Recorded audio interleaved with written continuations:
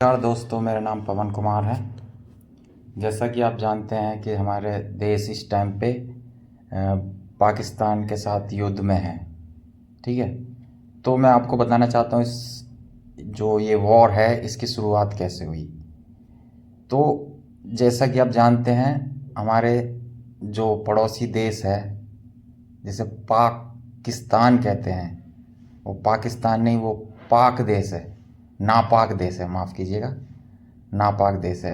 उसकी शुरू से ही ये हरकत रही है कि हमारे देश में जब चाहे जब हमला करता है, और पिछले कई सालों से हमला करता जा रहा है। 1993 में मुंबई, 1999 में कारगिल, एलओसी माफ़ कीजिएगा, 2001 में संसद, 2008 में मुंबई, फिर इसके बाद उरी, फिर पुलवामा, अब ये पहलगांव। तो उसे लगा कि हम लोग कुछ नहीं करेंगे, लेकिन वो भूल गया था कि ये भारत पहले जैसा भारत नहीं है। अब ये भारत अलग है, ये जवाब देने वाला भारत है, ये तुम्हारी फाड़ देने वाला भारत है। ठीक है, तो क्या हुआ, पहलगांव में कुछ टूरिस्ट हमारे देश के, क्योंकि हमारे देश के अंदर क्या है कि सब लोगों को घूमने का बहुत शौक होता है, आप लोगों को भी घूमने का शौक होगा, तो सब लोगों को घूमने का शौक होता है। तो हम आ रहा, एक पहलगांव गांव है, पहलगांव एक जगह है कश्मीर में जिसको कि मिनी स्विट्जरलैंड कहते हैं। बहुत सुंदर जगह है, आप कभी जाओगे तो आपको पता चलेगा। तो वहाँ पे क्या घूमने गए थे, कई टूरिस्ट लोग गए थे, बहुत संख्या में जाते हैं। पिछले के मुकाबले अब जो कश्मीर में हमारा जो घूमने का जो स्तर है वो काफ़ी बढ़ गया है। ठीक है, तो वहाँ पे घूमने गए थे, तो वहाँ पे क्या हुआ, कुछ आतंकवादियों ने निहत्थे बेकसूर लोगों पर आकर गोली चला दी, मारना शुरू कर दिया उनको। और तो और ये सोचिए, सबको पूछ पूछ के मारा कि आप हिंदू हो, मुसलमान हो। जो कोई भी हिंदू बोलता था उसके सर में गोली। और जिस पे भी अगर कोई बंदा बचने के लिए, ओबियसली बात है, जान बचाने के लिए कोई भी बंदा बोल देगा हाँ मैं मुसलमान हूँ, उससे कलमा पढ़वाया गया। अगर कोई कलमा पढ़ पा रहा था या नहीं पढ़ पा रहा था, थोड़ा भी डाउट होता था, उसके कपड़े उतरवाते थे, पैंट उतार के चेक करते थे, उसके बाद उसको गोली मारते थे।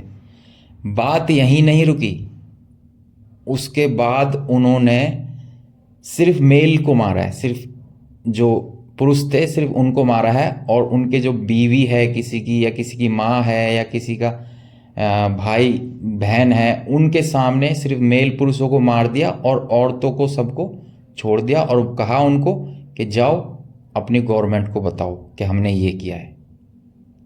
ठीक है भाई, कर दिया आपने, चले गए करके। उसके बाद क्या होता है, उसके बाद होता है ये खबर फैल जाती है बुरी तरीके से भाई।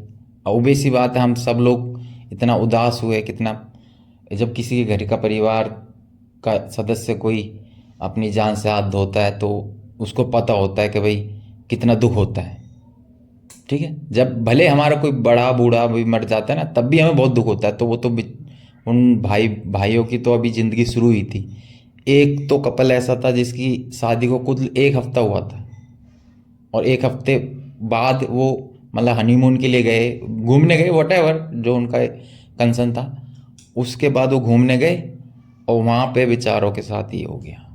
सोचो क्या हाल होगा उस औरत का, बेचारी का, अभी उसका ज़िंदगी शुरू हुई थी, उसका पूरा जीवन तबाह। तो ऐसे लोगों को जवाब देना तो बनता है। मैं कसम से बोल रहा हूँ, अगर मैं आर्मी में होता ना, अब मेरे मुंह से गलत शब्द निकल जाएगा, इसलिए मैं थोड़ा सा अपने आप को संभाल रहा हूँ। तो मैं अगर आर्मी में होता तो उनको वहीं, मैं किसी ऑर्डर का वेट नहीं करता, मैं सीधा घुसता, चाहे मुझे मर जाना पड़ता। मैं सबको वहाँ बस करके आता, उनका काम काम तमाम करके आता मैं। ठीक है, तो वही, खैर टाइम लिया, 15 दिन लगे, लेकिन इंडियन आर्मी ने, हमारी गवर्नमेंट ने जवाबी हमला करना शुरू किया, जिसको नाम दिया ऑपरेशन सिंदूर। और ऑपरेशन सिंदूर इसलिए नाम दिया क्योंकि जिन जिन माता और बहनों का सिंदूर उन पापियों ने मिटाया, अब उस सिंदूर का बदला लेना था, अब उसी सिंदूर को उन्हें याद दिलाना था, तो इसलिए इसका नाम रखा ऑपरेशन सिंदूर। ठीक है, तो इसके तहत क्या होता है, 7 मई को अब इंडिया की देखो भलाई, देखो आप लोग उसको चीज़ को सोचो कि उसने फिर भी, हमको सबको पता है ये सब चीज़ पाकिस्तान ने करा है। पाकिस्तान के जो मिलिट्री लोग होते हैं वो लोग आतंकवादियों से मिले हुए होते हैं, वही लोग उनको जन्म देते हैं, उनको प्रोत्साहित करते हैं कि आप आतंक फैलाओ, कश्मीर में फैलाओ, भारत में फैलाओ, वहाँ जाओ, इनको मारो, हिंदुओं को मारो, ऐसे करो, वो लोग काफिर हैं, हमारे वो नहीं हैं, हम हिंदुओं से अलग हैं, इस तरीके की विचारधारा उनमें डालते हैं, वही लोग उनको पनाह देते हैं, वहाँ रहते हैं कितने सारे, सबको पता, पूरी दुनिया को पता है। उसके बाद फिर भी इंडिया ने क्या करा, सिर्फ और सिर्फ जो आतंकवादी के जो ठिकाने थे उनको चिन्हित किया। इवन ये नहीं कि अपनी तरफ से हमने बना के हाँ ये आतंकवादी का अड्डा है, ये आतंकवादी का, ये उस फलाने का अड्डा है, ये उसका अड्डा है, ऐसे नहीं। जो इंटरनेशनल एजेंसियों द्वारा जो चिन्हित करे हुए हैं, सिर्फ उन्हीं को टारगेट किया और सब पे 9 ठिकानों पे सबको तबाह कर दिया, बमबारी करके सबको तबाह कर दिया। अब जब ये चीज़ हुई 7 मई को, पाकिस्तान जो है वो तिलमिला उठा कि भाई हमारे उसमें हमला कर दिया। अबे भाई आतंकवादियों को मारा है, तू अगर अच्छा देश होता, अच्छी कंट्री होता, तो तेरे को सपोर्ट करना चाहिए था कि हाँ ठीक है आपने सही किया और हम भी अब आगे से हम ऐसा नहीं होने देंगे और इन लोगों पर लगाम लगाएंगे, नहीं। लेकिन वो क्या करता है, वो उल्टा वापस हम पे आंख दिखाता है।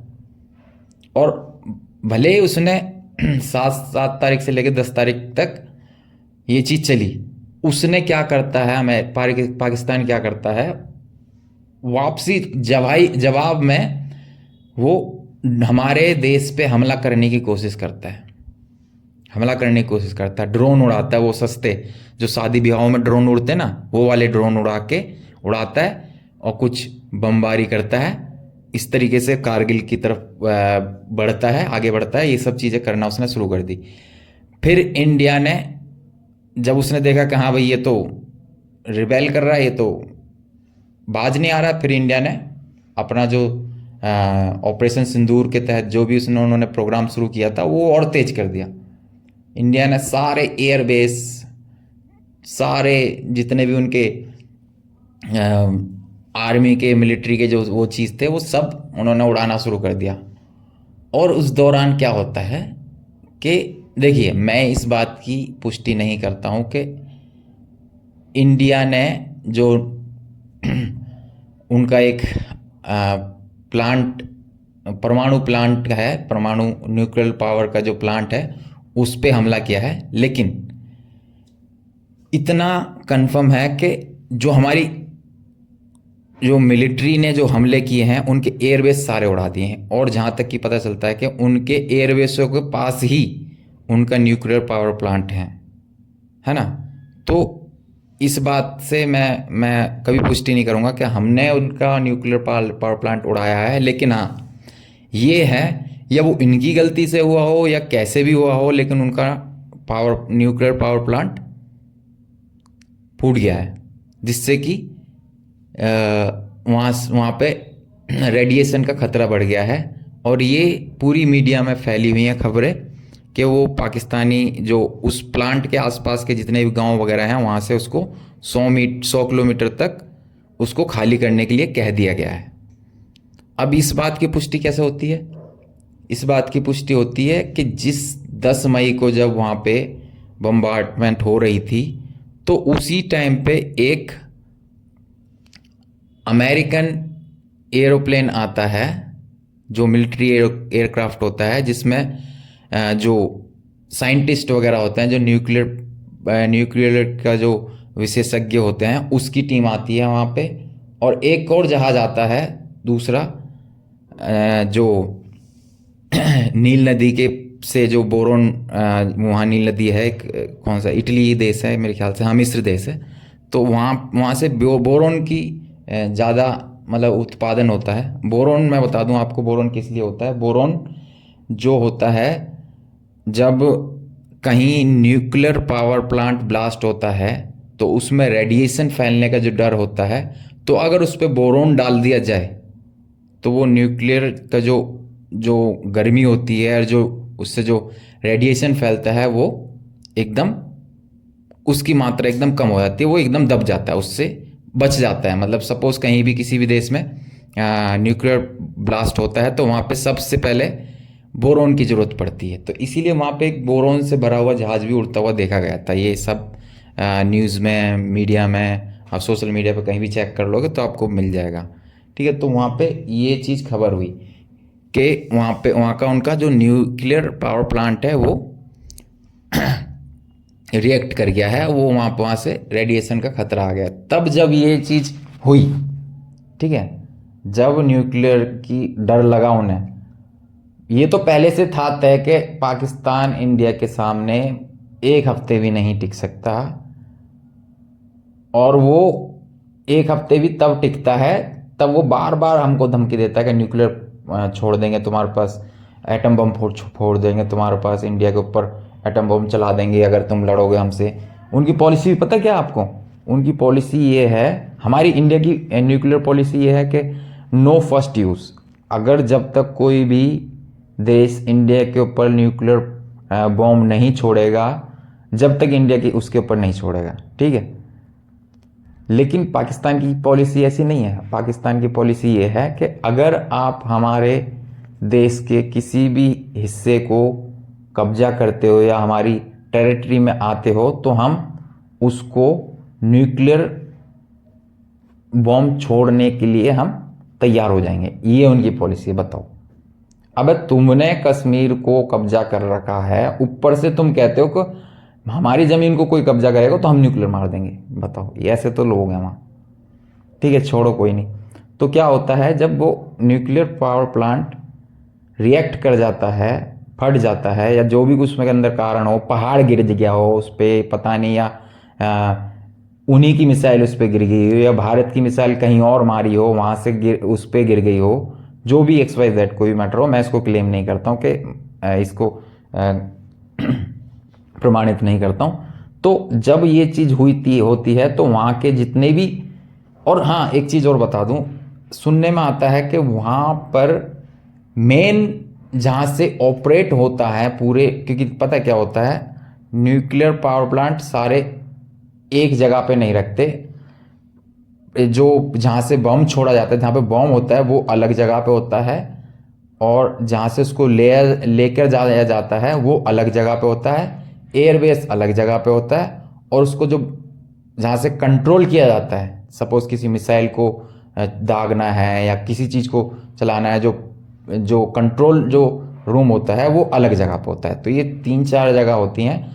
तो हमने जो मतलब कि जो बात कर रही है इसकी, कि वो जो न्यूक्लियर रिएक्टर जो हुआ है वो वही जगह है जहाँ से वो ऑपरेट कर सकते हैं। तो जब ऑपरेट करने वाली जगह ही फूट गई तो ये कहाँ से बम फोड़ेंगे? न्यूक्लियर पावर का बम कहाँ से फोड़ेंगे? तो वही चीज़ हुई। तो ये भगता भगता गया चीन के पास, भगता भगता गया अमेरिका के पास, सबके पास भग रहा है कि देखो देखो मैं बम फोड़ दूंगा, बम फोड़ूंगा। हालांकि ये बम नहीं फोड़ सकता है, क्योंकि इनका जो कंट्रोल का जो रूम था वही उड़ गया है, तो ये बम कहाँ से फोड़ेगा? ठीक है, तो इसने क्या करा, और रेडिएशन तो फैल चुका है इनकी कंट्री में, ठीक है, और लोग मरने वाले हैं, क्योंकि अगर ये युद्ध में लगे रहेंगे तो वहाँ तो तबाही होनी है, वहाँ तो लोग मरने ही हैं। तो इसलिए इन्होंने सीज फायर करवाने के चक्कर में कभी अमेरिका पे भग रहा है, कभी उधर इधर उधर भग भग के सीज फायर करवा दिया क्या मतलब, सीज फायर के लिए फ़ोन घुमा दिया 3:35 पे। इंडिया के DGMO जो होते हैं, पाकिस्तान के DGMO ने उनको फ़ोन कर दिया कि ऐसे ऐसे बात है, हम सीज फायर चाहते हैं। तो जो भी बात हुई, उन्होंने 3:35 पे कॉल आया है, 5 बजे तक जो है सीज फायर का वो हो गया। मतलब हालांकि इंडिया ने अभी तक ये नहीं कहा है कि हमने सीज फायर कर लिया। इंडिया का कहना ये है कि हम अभी उसको विराम कर देते हैं, अभी उसको रोक देते हैं गोलीबारी को, ताकि तू अपना जितना भी तेरी चड्डी फटी हुई है, सबको तू समेट ले, सही कर ले, ठीक है। लेकिन हाँ, एक शर्त है, अगर इस बीच एक भी गोली चलती है, एक भी हमला होता है, एक भी ड्रोन दिखता है, तो ये कार्रवाई दोबारा शुरू हो जाएगी। ये मत सोचियो कि सीज फायर लग गया, अब नहीं। तो ये हुआ है कि सीज फायर अभी विराम लगा हुआ है इस पूरे घटनाक्रम में, जो 22 अप्रैल से 10-11 मई तक जो चला है कार्रवाई, इसमें सिर्फ और सिर्फ एक विराम आया है, छोटा सा एक एड ब्रेक। हम कोई सीरियल देखते हैं, मूवी देखते हैं, उसमें एक ऐड आता है ना छोटा सा, हाँ भाई एक ऐड आया, छोटा सा ब्रेक लो लो, अपना चाय पानी पी लो, वैसा ही एक ब्रेक है। उसके अलावा कुछ नहीं कि भाई हमने सीज फायर कर दिया है। हमारे विदेश मंत्रालय से लेके, मोदी से लेके, मिलिट्री से लेके, किसी भी इंसान ने अभी तक सीज फायर का वर्ड यूज़ नहीं किया है, क्योंकि हमको पता है, इंडियन आर्मी को पता है, सबको पता है कि ये पाकिस्तान जो है ये उस कुत्ते की दुम की तरह है, जो जितने साल भी उसको पाइप के अंदर रख लो वो कभी सीधी नहीं होने वाली है। तो इसलिए इस पे सिर्फ और सिर्फ विराम लगा है, सीज फायर नहीं हुआ है अभी। क्योंकि एक तरीके से हमारे देश के अंदर सभी जनता लोग, नॉर्मल नागरिक, सब लोग ये आस में थे कि इस बार तो उसको तगड़ा जवाब मिलेगा, इस बार तो उसको फुल एंड फाइनल कर देंगे, उसको बढ़िया से इलाज हो जाएगा। और कुछ भाई बहन तो ऐसा सोच रहे थे कि हम इस बार तो कश्मीर अपना ले ही आएंगे, साला कश्मीर को तो क्लियर कर ही देंगे। कश्मीर पे बड़ा ज़्यादा दिक्कत कर रखी है ना इन्होंने, कश्मीर को क्लियर कर देंगे। लेकिन जब ये युद्ध विराम हुआ तो ऐसा लगता है कि भाई अब कश्मीर कैसे लेंगे, पूरा इलाज भी नहीं हुआ। लेकिन घबराओ मत मेरे भाइयों, पिक्चर अभी बाकी है। अभी तो ट्रेलर था, अभी पिक्चर बहुत बड़ी पिक्चर है और वो बाकी है। और इसके लिए मैं आपको इंटरनल बात बता दूं कि क्योंकि मैं दिल्ली में रहता हूं और मुझे पता भी है कि क्योंकि मेरा है थोड़े लिंकअप, तो कि सभी आर्मी के जो जवान हैं, हमारे भाई बहन हैं, उनकी छुट्टियां कैंसिल हो गई है और उनको पूरी मतलब कि इंस्ट्रक्शन दे दी है कि आप लोग तैयार रहिए और हम लोग इसका इलाज करेंगे, आज नहीं कल नहीं, 1 महीने बाद, चाहे मतलब करना है इलाज, तो पूरा कंप्लीट होगा। ठीक है, तो आप इस चीज़ के लिए निश्चित रहिए, टेंशन फ्री रहिए, कश्मीर भी आएगा और इसका पूरा का पूरा इलाज भी होएगा पाकिस्तान का। और तो और मैं इतना भी कह दूं कि पाकिस्तान से बलूचिस्तान भी आज़ाद हो सकता है। बलूचिस्तान के बारे में आपको बता दूं कि बलूचिस्तान एक पाकिस्तान का सबसे बड़ा राज्य है। जैसे हमारे देश में 28-29 राज्य हैं, सबसे बड़ा राज्य होता है हर देश में, वैसे ही पाकिस्तान के अंदर एक जो सबसे बड़ा राज्य है उसका नाम है बलूचिस्तान, बलोच कहते हैं उसको। तो वो लोग डिमांड कर रहे हैं कि हमको एक इंडिपेंडेंट कंट्री दीजिए और इंडिया से खूब गुहार लगा रहे हैं। तो अब देखो, इंटरनेशनल मुद्दे होते हैं तो एकदम से ऐसे फ्रंट पे नहीं आ सकता इंडिया, बहुत सारी चीज़ें होती हैं। तो लेकिन हाँ, मैं बलूच भाइयों को भी ये कहना चाहता हूँ कि भाई आप फिक्र मत कीजिए, वो चीज़ आपकी होएगी, बहुत जल्द होएगी और बलूचिस्तान भी आज़ाद होगा। और क्योंकि वो लोग बहुत सालों से, क्योंकि जब भारत देश, हमारा देश आज़ाद हुआ था, जब 2 हिस्से हुए थे, पार्टीशन हुए थे, तो उस टाइम पर भी बलूचिस्तान ने ये बोला था कि मुझे पाकिस्तान के साथ नहीं जाना, या तो इंडिपेंडेंट कंट्री बनाइए या फिर मुझे इंडिया में लाइए। उस टाइम पे भी उनका यही था। लेकिन पाकिस्तान का जो वो था मेन लीडर, जो उस समय पे, आज़ादी के समय पे जो बना हुआ था, जिन्ना जिसे कहते हैं, उसने धोखे से उसको साइन वाइन करवा लिए, डरा धमका के जैसे भी करवा लिए। वहाँ के बलूचिस्तान का जो हेड था खलायत करके जो थे, उनसे गलती से उनसे साइन करवा लिए। उसके बाद से ये अभी तक सफ़र कर रहे हैं बेचारे बलूचिस्तान। बट थोड़ी सी देर है, बट आपको आज़ादी ज़रूर मिलेगी, आप चिंता मत कीजिए। तो मुझे उम्मीद है आप सभी मेरे भाइयों को समझ में आ गई हो।